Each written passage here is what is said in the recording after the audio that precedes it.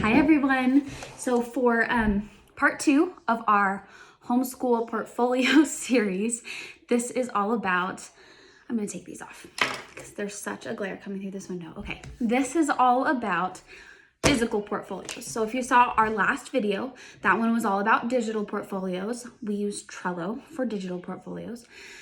We also have another video, and I'll link it in the description, showing our physical portfolios from last year. These are our physical portfolios for this year, so I'm just going to show you kind of a quick overview of how to make a physical portfolio, sort of what we keep in our physical portfolios, why we do it, and kind of how to get them set up. So here are the kids' portfolios for the new year. I have this page, not with their names, but I have this page in the free portfolio pack on our website, so you can write in their name, and then my kids used glitter glue everywhere, as you can see. So in the free portfolio pack, I also have a lot of the pages that I'll show you in here. And because we finished the school year and then kind of immediately started the next one because of my pregnancy, we haven't done some of these beginning of the year things. I'm trying to give them a couple weeks in between the end of the year, beginning of the year things. But for Ellie, we'll have the May 2021 work sample, and then for next year, this one will probably be in April, possibly May. It'll be a work sample for next year, and then we'll just compare them, see how far she's come. Then I've also made us a schooling year-round schedule because we do, so this is just the things that we're doing. Now, in the free portfolio pack, you're also gonna get some of these that are for each subject. And so what I like to do, last year I had some folders in there, but we really didn't end up using them, so I figured we're not gonna put them in this year as a space saver. So language arts. So I have what we are planning on doing, and I just typed this up in Word and printed it out and hole punched it. What read alouds we're planning on doing, and then I've got math, what math we're planning on doing, etc., etc. So if you do get our free portfolio pack, you can print it out, hole punch them, put them right in the folder. And we've got a few extra things in here, like an extras page. We have a tea time page, an artwork page. So my kids' portfolios, at the beginning of the year, look pretty much identical. For Will, because he's in kindergarten, for his work sample is writing his name, but then all the other pages are pretty much the same. So first things first, why do a digital portfolio or a physical portfolio? So we live in Utah, so we don't actually have to do portfolios. We don't have to present them to anybody. But I found that my kids are more okay with me throwing away drawings, throwing away work, stuff like that, if I keep some of it in our physical portfolio and the rest of it I take pictures of it and keep it in our digital portfolio, so that they know we're going to have memories of them forever, so we don't have to keep them around.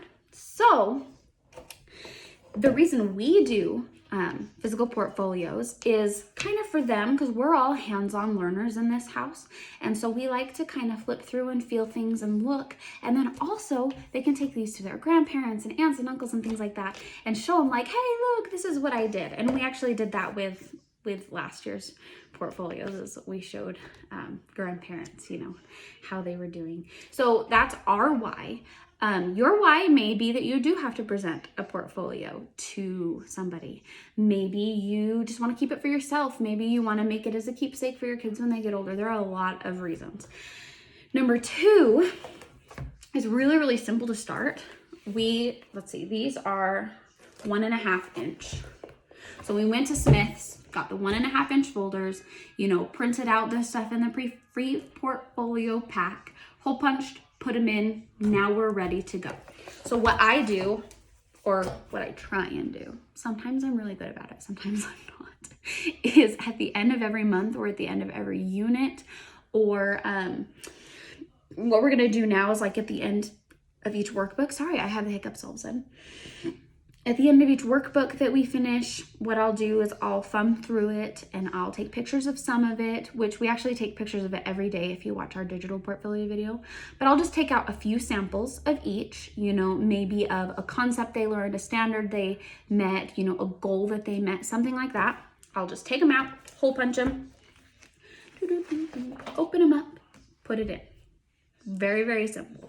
With the rest of it, it gets thrown away. And I don't have to feel guilty at all because number one, I have some physical things saved, but number two, because we take pictures of the work that we do every day anyway, it's in Trello, you know, it's in our digital portfolio, and I can just say, woohoo, let's throw this away. So that is really nice. So sometimes it's at the end of each month, like I said. A lot of times it'll be kind of sporadic, you know. At the end of each science unit, for example, we'll just put science in. At the end of each math unit, you know, we'll just put any math pages we did in, or I'll maybe print out some pictures of some math things, fun math things that we did, put those in. We're doing Narnia right now, so we actually just finished one of our workbooks, and after I take a quick video for everybody kind of to see what's in there, we're gonna put some of those in here. I doubt we're gonna keep every page, but I am gonna keep some of the really funny ones because my kids have been hilarious. So that's, I think, number two. I've lost track. Number one, how to make it and why. No, number one was why to make it. Number two is how. So that's how. And we keep these we have a bookshelf, kind of, a curriculum wire shelf in my office that I just keep them on there. But you can also keep them, you know, at the top of your closet. You can keep them in an actual bookshelf. You can keep them in a bin. You can keep them really anywhere you want. So we just keep them straight on the shelf. They don't get pulled out all the time. They really only get pulled out when I have something to put in them. But then they're just so fun. They're fun to have. So this is either the third or fourth that we'll have. And in the younger years, so like for preschool and kindergarten and preschool, usually I do just the 1-inch folders. It really depends on how much work you're wanting to keep.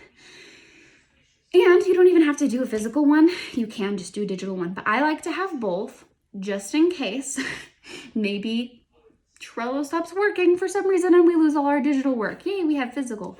Maybe we lose these in a fire. We still have digital, you know. So I like to have both. And like I said, these aren't necessary. You don't have to have them, but we really like them. The kids really like them. And this is a fun beginning of the year activity that we do every year. You know, we finish up their portfolios at the end of the year, look through them, and then at the beginning of the next school year, we get to make new ones. And it's really fun. The kids have a lot of fun doing it. We make kind of a school day out of it, you know, get them some really fun art supplies and things like that. And I will also have a short blog post on these if you want to go check them out. I'll link some, you know, folders, some fun art supplies. I'll link the free portfolio pack and, you know, some of our favorite things. And I'll show you some examples of the schedules and things that we have in here. I hope this is helpful.